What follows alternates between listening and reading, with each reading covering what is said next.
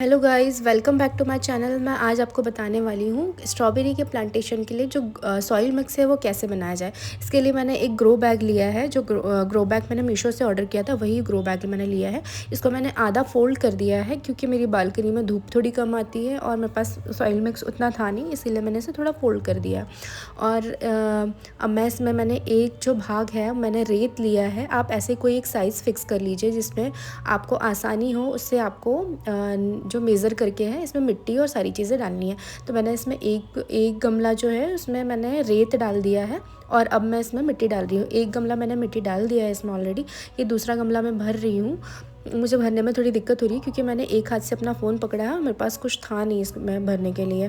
और आप देख सकते हैं कि मैंने रूम कितना फैला के रखा हुआ है। मेरे रूम में ही मैंने ये सब काम चालू कर दिया था क्योंकि मेरी बालकनी में बिल्कुल भी जगह नहीं है।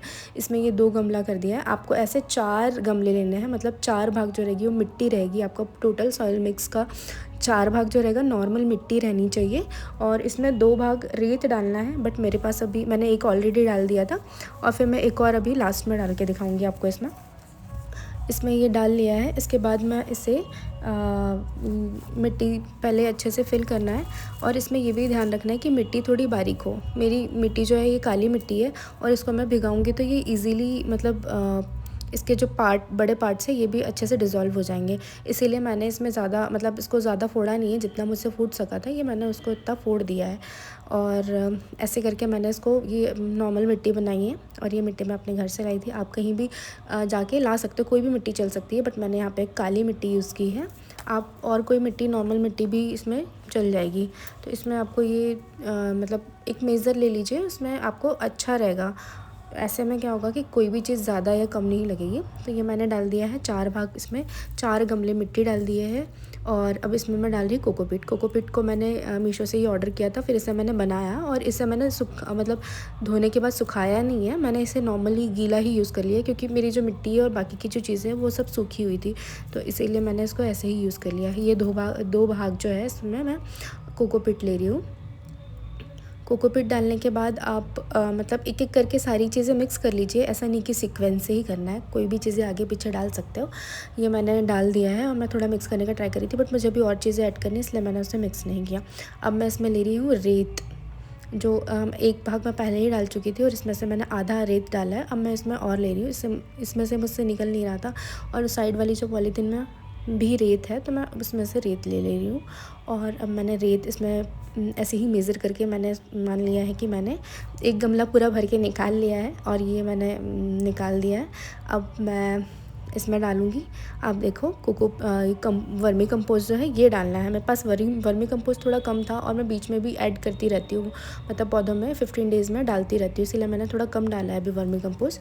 आप चाहो तो इसमें एक भाग जो है मतलब एक गमले का भाग वर्मी कंपोस्ट डाल सकते हो, तो आपके पौधे और अच्छे से ग्रो करेंगे। और इसमें मैंने ऑर्गेनिक फ़र्टिलाइज़र लिया है। ये ऑर्गेनिक फ़र्टिलाइज़र बहुत इजीली मिल जाता है। ये मैंने जियो मार्ट में 40 रुपीज़ का अप्रॉक्स लिया था और मुझे बहुत कम में पड़ गया था। और फिर ये मैं डाल रही हूँ इसमें मस्टर्ड केक डाल रही हूँ। मस्टर्ड केक ये पौधों के लिए बहुत अच्छा होता है। तो और ये भी सब मीशो में आपको मिल जाएगा कम प्राइस में। ये सब मैंने एक मतलब कॉम्बो पैक में लिया था, मस्टर्ड केक, बोन मील और नीम केक। ये तीनों चीज़ें मतलब पौधों को अगर आप दोगे तो आपका पौधा बहुत अच्छे से ग्रो करेगा। यही राज है, मेरे पौधे इतने अच्छे से ग्रो करते हैं। तो इसको मतलब सोक करके डालना होता है, बट मैंने अभी तो ऐसे ही डाल दिया है कि अगर मैं मिट्टी गीली करूँ तो ये भी हो जाए। और फिर इसमें मैं डाल रही हूँ नीम केक। आप देखो सभी इसमें नीम केक डाल दिया है मैंने। उसके बाद अब मैं इसमें डालूँगी बोन मिल जो था मेरे पैकेट से ऐसे ही बाहर निकल गया था, तो मैंने इसमें से नहीं निकाला, मतलब मैंने ऐसे ही डाल दिया है। ये इतना मैंने बोन मिल डालना है, इतना नहीं डालना है, थोड़ा कम करके भी डाल सकते हो आप, बट मैंने जितना मेरे हाथ में आया मैंने उतना डाल दिया था। अब टाइम है अपने सॉइल को मिक्स करने का। अब मैं जितने भी जो बड़े बड़े पार्टिकल्स हैं उन्हें थोड़ा हटा रही हूँ, साइड कर रही हूँ। अब मैं इसे अच्छे से मिक्स कर लेती हूँ और अब इस पॉइंट पे आपका सॉइल मिक्स रेडी है। और ये इसमें आप कोई भी पौधे ग्रो करोगे बहुत अच्छे से ग्रो होंगे। और इसको अच्छे से जो बड़े बड़े पार्टिकल है वो एक्चुअली होने चाहिए, क्योंकि इसमें ऐसा होता है कि एयर जो रहता है, एयर अच्छे से पौधों में मतलब पौधों के लिए अच्छा रहता है, एयरवे के लिए, तो ये अच्छा रहता है। और ये इसको अच्छे से मिक्स कर लीजिए।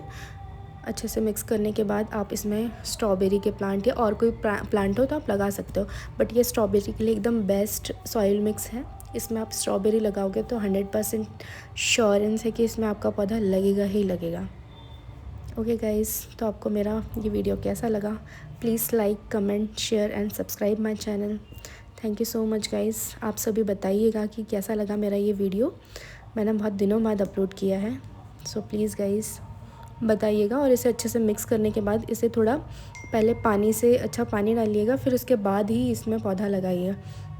मैं इसके आगे का और एक बार वीडियो अपलोड करूँगी, तो उसमें भी आप देखना, जब मैं उसमें बताऊंगी कि स्ट्रॉबेरी का प्लांट कैसे लगाना है। वैसे तो सॉइल मिक्स बन गया है, आप इसमें ही मतलब सीधे लगा सकते हो। अब इसको मैं इसे अब अपनी बालकनी में लेके जाऊंगी और फिर इससे मैं अपने अच्छे से फिक्स करने के बाद, क्योंकि मेरा ग्रो बैग जो है वो इधर उधर निकल रहा था, इसका कोई शेप नहीं बन पा रहा था मुझसे, मैंने इसे गोल शेप कर दिया था। Thank you guys.